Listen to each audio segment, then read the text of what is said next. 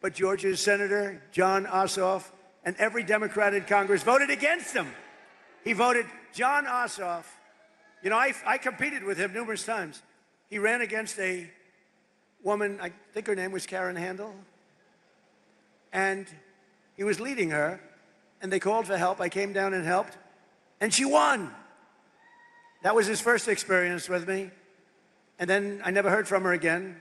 I think she said thank you, but she ran another race a couple of years later. She didn't win. She never asked me for help.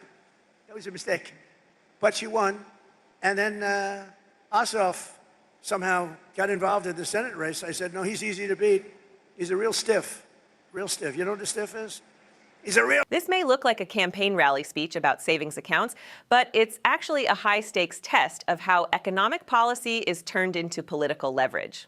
What's really being tested here is whether a legislative vote can be reframed as a moral indictment, and whether policy disagreement becomes proof of disloyalty to voters. This raises broader questions about how power is exercised in public debate. When elected officials attach identity, loyalty, and character to fiscal proposals, the line between governance and campaigning begins to blur. In this video, we'll break down how a tax initiative became a political weapon, what that strategy reveals about modern congressional dynamics, and why the implications extend far beyond one bill or one senator. Another key part of our tax bill is Trump accounts. That's a big thing. These are the tax-free investment accounts for every American child, starting with $1,000 for every newborn baby. Every newborn baby. I also want to thank Michael and Susan Dell. Dell, go out and buy a Dell computer, because they don't care about that. They care about this. They make a great product. They're not looking for any publicity. I give them publicity. They say, well, thank you very much, but it's okay. They put up $6.25 billion. He started making computers on his bed. All of a sudden, he's got Dell. But he's a phenomenal person. She's a phenomenal woman. And they fund the accounts, and we're going to have funded 25 million children. So when they get to be 18 or 21, like these young, beautiful kids up front, they'll end up with a potentially really good nest egg, depending on, where the economy goes a little bit. But they could be quite rich. And it's they start with $1,000. And a lot of people now are putting tremendous amounts, because you're allowed to come in and put your money into those accounts.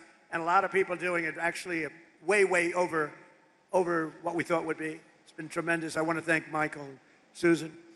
Joining us today is Bree Thomas, a local women's clothing boutique owner, along with her husband, Austin.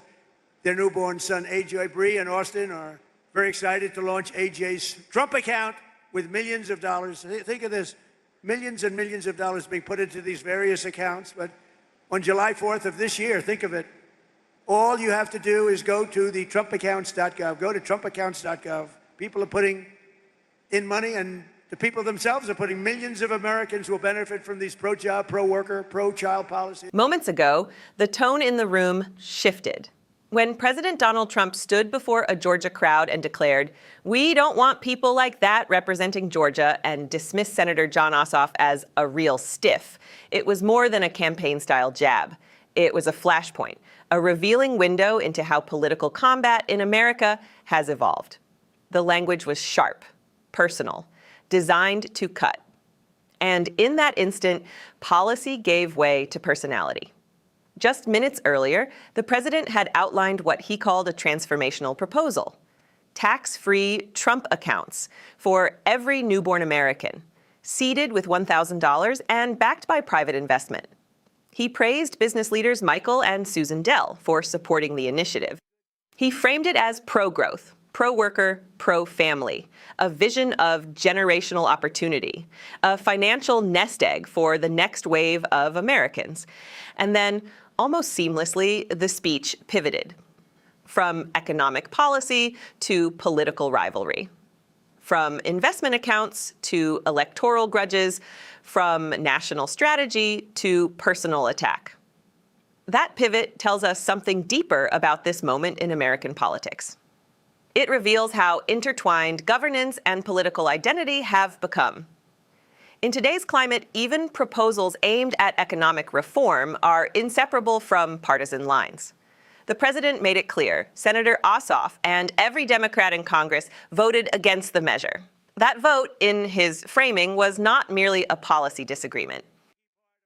It was a moral failure, a betrayal of Georgia's families. This is the modern battlefield of American democracy. Policy is not debated in isolation. It is branded, it is personalized, it is weaponized. When the president recalled his involvement in past Georgia races, describing how he helped Karen Handel win, then criticizing Ossoff's political trajectory, he wasn't just recounting history. He was reinforcing a narrative. Loyalty matters, alignment matters. And deviation comes with consequences. The broader question is not whether political figures should criticize one another. Debate is the lifeblood of a republic.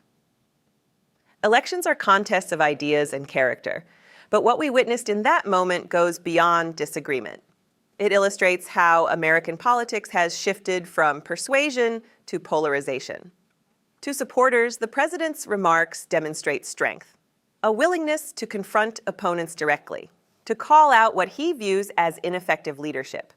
In that telling, blunt language is authenticity. It is clarity in a world of scripted evasions. To critics, the rhetoric signals something else, a lowering of the civic bar, a substitution of insult for argument, a move away from institutional respect toward personal rivalry. Both interpretations reflect the tension shaping the nation, and beneath the rhetoric lies a more fundamental issue: representation.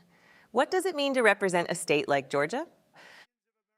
Is representation defined by ideological alignment with a former president, by party loyalty, by policy outcomes, or by something more, the ability to serve constituents across divides? The president's comment, "We don't want people like that representing Georgia," frames representation as a referendum on strength and alignment. But in a constitutional system, representation is ultimately decided not by one figure, no matter how powerful, but by voters. By citizens who weigh competing visions and cast ballots accordingly. That is the beauty and the fragility of the American system. Powerful voices can influence. They can rally crowds. They can reshape narratives. But they cannot substitute the ballot box. This moment also underscores the personalization of policy debates. A proposal about tax-free accounts for newborn Americans became entangled with a critique of a sitting senator's character. The implication is clear. If you oppose the policy, you oppose prosperity. If you vote against it, you stand against opportunity. Yet, governance is rarely so simple. Legislative votes reflect calculations about fiscal impact, long-term sustainability, equity, and precedent. In a functioning democracy, disagreement over such matters is expected. It is healthy. The challenge arises when disagreement becomes delegitimization. When opponents are not simply wrong, but unworthy. That shift alters the tone of public life. It raises the stakes. It intensifies divisions.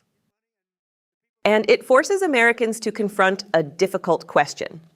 Can a nation remain united when political identity eclipses civic identity? As the crowd responded to the president's words, cheering and absorbing the narrative, it was clear that this is not just a clash between two individuals. It is a symbol of a broader struggle between competing definitions of leadership, strength, and accountability.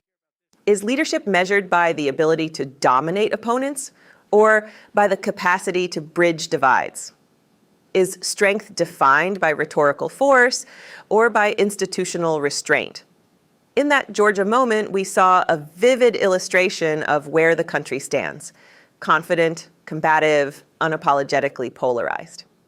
But we also saw democracy in action, the open contest of ideas, however sharp the edges may be. The fact that such statements are made publicly, debated openly, and ultimately tested at the ballot box is a testament to the resilience of the American experiment. History will judge not only the policies proposed, but the tone set. Not only the victories won, but the manner in which they were pursued. And voters in Georgia and beyond will decide what kind of representation they want, what kind of rhetoric they reward, what kind of political culture they sustain. Because in the end, the strength of a republic is not measured by applause lines or cutting remarks.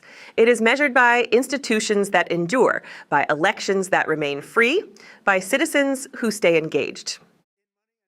Moments like this remind us that democracy is not passive.